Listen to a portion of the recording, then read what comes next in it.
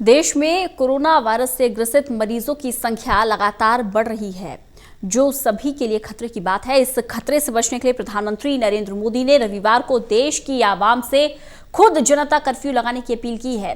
क्या इस जनता कर्फ्यू से वायरस से ग्रसित मरीजों की संख्या पर रोक लग पाएगी या जनता कर्फ्यू से कितना फायदा होगा? इस बारे में डॉक्टर नरेंद्र सैनी से बात की है हमारे संवाददाता अनिल कुमार सिंह ने।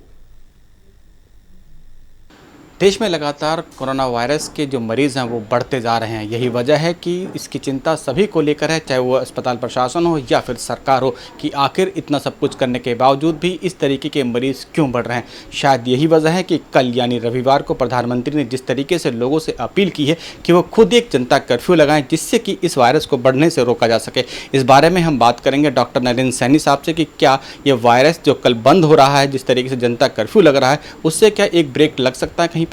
नरेंद्र जी, जिस तरीके से प्रधानमंत्री जी ने कहा है कि कल रविवार को जनता खुद जनता कर्फ्यू लगाए, क्या इससे बढ़ते हुए मरीजों में कहीं पर ब्रेक लग सकता है? देखिए, यदि हम हिस्ट्री को देखें, चाहे वो पुराना एक वायरस जब अमेरिका में हुआ था स्पेनिश फ्लू, या अभी वुहान में हुआ चाइना में कोरोना वायरस के बड़ा एपिडेमिक आया, तो वहाँ पे एकदम केसेस बढ़े थे। तो सबसे कारगर जो तरीका होता है वो यही होता है सोशल डिस्टेंसिंग, कि आप कैसे एक दूसरे से दूर रहते हैं, क्योंकि ये जो वायरस है ये फैलता एक दूसरे से है। जैसे हमने खांसी की तो उससे दूसरे को खांसी मिली, और या वो वायरस कहीं आसपास इकट्ठे हुए थे, हमारे हाथ लगे, हाथों के द्वारा हमारे पास पहुंचा। तो यदि हम ये डिस्टेंस ही दूर कर देंगे तो उसके फैलने के कम हो जाएगा। तो यही हमने देखा है पहली बारी जब स्पेनिश फ्लू हुआ था अमेरिका में, जब स्पेनिश फ्लू हुआ था, या वुहान सिटी में अभी थोड़े दिन पहले जब हुआ था, तो देखा गया कि सोशल डिस्टेंसिंग सबसे बड़ा कारगर एक मेथड है जिससे कि ये चीज़ को रोका जा सकता है। तो कल जैसे हमने किया, लेकिन कल एक ये सिंबॉलिक है, इसको ये ना समझने कि कल हमने कर लिया तो सब कुछ हो गया। जैसे हम देखते हैं कि संडे की छुट्टी होती है तो मंडे को बहुत रश हो जाता है सड़कों पे। ये हमें अपने आप में जब तक कोरोना वायरस है इसको अपनाना पड़ेगा। कल एक तरीके से, या मैं कहूँगा आज से ही, जो प्रधानमंत्री जी ने कहा 2 दिन पहले से, तो उन्होंने इस बात को रखा कि ये एक बहुत बड़ा मेथड है जिसके द्वारा कि हम इसकी रोकथाम कर सकते हैं।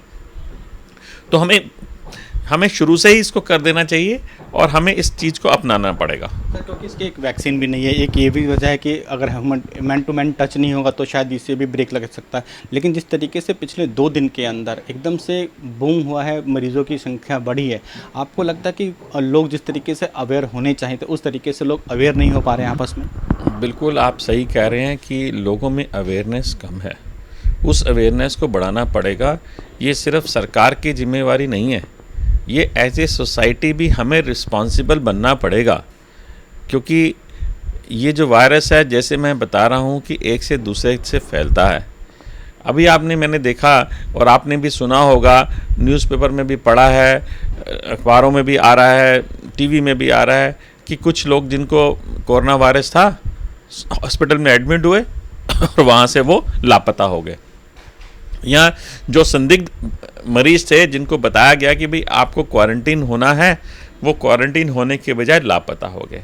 अब जितने ये लोग लापता होंगे, एक लापता मरीज कम से कम 3 या 4 मरीजों को और कर सकता है। आप सोचिए 3 दिन के अंदर, ये 3 दिन की बात कर रहा हूँ, 3 दिन के अंदर एक मरीज जिसको कोरोना वायरस था और वो लापता हो गया, वो 3 मरीजों को और कर सकता है। और आप सोचिए ये 3 मरीज यदि होते चले जाएंगे तो कितनी संख्या बढ़ जाएगी। तो ये लापरवाही हम नहीं कर सकते। यदि हम अपने आप से प्यार करते हैं, अपने घर वालों को प्यार करते हैं, बाकी दूर की बात ही छोड़ दीजिए, यदि आप अपने आप से प्यार करते हैं और अपने घर वालों को प्यार करते हैं, तो इस तरीके के काम मत करिए कि आप गायब हो जाएं। यदि आपको बीमारी है तो आप अपनी बीमारी को छुपाएंगे तो दूसरों का भला भी नहीं करेंगे और अपना भला भी नहीं करेंगे।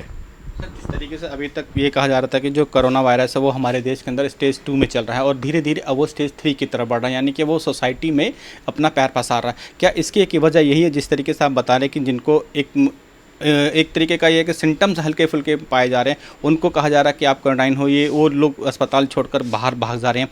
तो इसके लिए पीछे क्या उनकी मेंटलिटी एक तरीके कहा जाए कि वो लोग नहीं समझ पा रहे कि ये कितना खतरनाक है, या फिर वो डर लग रहा है कि अगर हम समाज में ये पता चल जाएगा कि उनकी कोरोना हुआ है तो शायद उनको समाज से उनको बहिष्कार कर दिया जाएगा। देखिए, यही भावना को निकालना होगा, पैनिक रिएक्शन नहीं करना।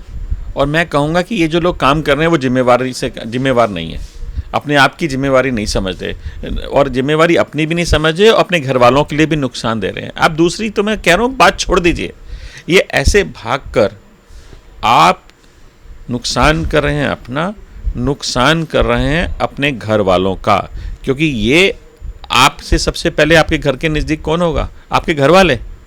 सोसाइटी तो बाद में आएगी। यदि आप इस तरह से भाग के निकल गए, अपने घर में पहुंच गए, तो नुकसान किसका किया? आपने अपने घर वालों का। और ये 2% जिनकी हम डेथ रेट की बात कर रहे हैं, वो किसका होगा कोई नहीं जानता। तो सबसे पहले तो एक अपने क्यों आप एक तो भाग रहे हैं? कुछ छुआछूत की बीमारी तो नहीं है कि आपका नाम बदनाम हो जाएगा, ऐसा कुछ नहीं होगा। आप यदि बताएंगे तो रादर आप लोग समाज के लिए अच्छा काम कर रहे हैं, तो समाज में आपका नाम होगा कि आपने देखिए 2-3 लोग जिन लोगों ने अपने आप से आए। शुरू में आप देखिए केरल में 3 बच्चों को हुआ था, मेडिकल स्टूडेंट थे, वो अपने आप पहुँचे, अपने आप से पहुँचे हेल्थ सेंटर में कि जो मुझे है, और आप देखिए उसके बाद काफ़ी दिन तक कोई नहीं हुआ, क्योंकि उन्होंने अपनी जिम्मेवारी समझी, जिससे ना तो उनके घर वालों को हुआ ना उनके आसपास के लोगों को हुआ।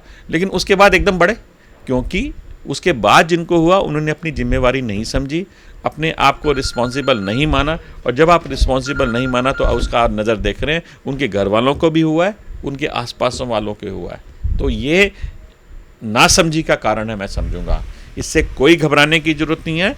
आपको होगा तो आपको हॉस्पिटल ले जाया जाएगा और वहाँ पर समय रहते हुए आपको दवाई मिल जाएगी। इस बात को पूरा ध्यान लोगों को रखना होगा। जिन लोगों को समय रहते हुए दवाइयाँ मिल गई, समय रहते हुए हॉस्पिटल पहुँच गए, वो हमेशा ठीक रहे हैं। सिर्फ मौतें उन्हीं की हुई हैं जो समय रहते हुए हॉस्पिटल नहीं पहुँचे या जिन्होंने दवाई नहीं खाई। एक आखिरी सवाल, जिस तरीके से कल एक जनता कर्फ्यू की अपील की गई है, इसको देखते हुए आपको क्या लगता है कि अगर ये कारगर साबित हुआ, जैसे लोग में अवेयर हो भी रहे हैं और शायद कोशिश भी की जा रही है कि कल तमाम मार्केट एसोसिएशन ने कहा कि हम बंद करेंगे, मेट्रो ने बोल दिया कि हम भी अपनी मेट्रो बंद करेंगे, इसका असर किस तरीके से कोरोना रोकने पे आप देखते हैं? देखिए, मैंने पहले भी कहा, ये एक दिन की बात नहीं है। कल हम इसकी जागरूकता कर रहे हैं। प्रधानमंत्री जी ने भी यही कहा कि ये एक जागरूक करने का तरीका है, ना कि एक दिन करने से ये कोरोना वायरस ख़त्म हो जाएगा। नो, कहीं ख़त्म नहीं होगा। यदि हम दोबारा से इसी तरीके से क्राउडेड प्लेसेस में जाएंगे, क्राउड बनाए रखेंगे, एक दूसरे से गले मिलते रहेंगे, हाथ धोएंगे नहीं, तो फिर बढ़ेगा। इसलिए कल इसको सिर्फ एक जागरूकता दिवस के रूप में लीजिए कि कोरोना जागरूकता दिवस, यानी कि कल से, मैं कहूँगा आज से ही, क्योंकि 2 दिन पहले से आह्वान हुआ है, आज से ही हम इतने जागरूक हो गए हैं कि हम क्राउडेड प्लेसेस में नहीं जाएंगे, हम बहुत ज़्यादा आपस में आसपास नहीं रहेंगे, थोड़ा दूरी में बात करेंगे, जितनी जो है क्लब्स में नहीं जाएंगे, स्विमिंग पूल्स में नहीं जाएंगे, पिक्चर देखने नहीं जाएंगे, जितनी भी हमारी मीटिंग्स हैं उनको थोड़े थोड़े चीज़ों में करेंगे, 20 से ज़्यादा लोग कहीं इकट्ठे नहीं होंगे। यदि ये हम अपने जीवन में डालेंगे तो हम कोरोना के, हम किसी भी ऐसी बीमारी को दूर कर सकते हैं। और उसका सबसे बड़ा उदाहरण है हमारे पास चाइना ने आज की तारीख में इस चीज़ को ठीक कर लिया है। अब उनके पास ज़्यादा केसेस नहीं आ रहे, तो उन्होंने कैसे ठीक किया? इसी तरीके से उन्होंने किया कि सोशल डिस्टेंसिंग, लॉकडाउन किया उन्होंने मॉल्स बंद कर दिए थे, उन्होंने सिनेमा हॉल बंद कर दिए थे। उसी तरीके से कंट्रोल हुआ है। हमें भी इसी तरीके से इसको कंट्रोल करना पड़ेगा, क्योंकि हमारी भी जो स्थिति है बिल्कुल चाइना जैसी है, क्योंकि यहाँ पर बहुत ज़्यादा लोग हैं, यहाँ हमारी संख्या ज़्यादा है, हमारे पास भी हेल्थ सर्विसेज इतनी ज़्यादा नहीं है जितने ज़्यादा लोग हैं हमारे पास। आप इसका दूसरा उदाहरण दे सकते हैं जहाँ पर उन्होंने इतने तरीके से लॉकडाउन करने में देर कर दी, ये सब जो कदम उठाने चाहिए थे सोशल डिस्टेंसिंग के, उसको करने में देर कर दी, तो वहाँ आप हाल देख रहे हैं। वहाँ इस समय जो मरीजों की हालत है वो चाइना से भी ज़्यादा बदतर है। वहाँ चाइना में 3000 लोगों की लगभग डेथ हुई और इटली में अब तक 4000 से अधिक लोग मौत हो चुकी है, और जबकि वो छोटी सी कंट्री है। वहाँ की स्वास्थ्य सेवाएं हमारे देश से कहीं ज़्यादा हैं, लेकिन यदि समय रहते हुए हम ध्यान नहीं करेंगे तो हालत ख़राब हो सकते हैं। अभी कोई घबराने की ज़रूरत नहीं है, हमारे पास समय है, लेकिन हमें जागरूक नागरिक की तरह रहना होगा। जब भी कोई भी हमारे घर में ऐसा व्यक्ति है जिसको कोरोना जैसे सिम्टम है, उसको आइसोलेट करिए, अपने हाथ बार बार धोएं, अपने आसपास की चीज़ों को हाइजीनिक रखें, उनको 1% सोडियम हाइपोक्लाइट से साफ़ रखें, तो हमें कोरोना जैसी बीमारी नहीं होगी। डॉक्टर साहब, जिनका कहना था कि कोरोना जैसे वायरस से हम बच सकते हैं, लेकिन उसके लिए जरूरी है कि साफ सफाई के साथ साथ एक जागरूक नागरिक बनिए। कैमरामैन हरीश के साथ अनिल कुमार सिंह, टोटल न्यूज़, दिल्ली।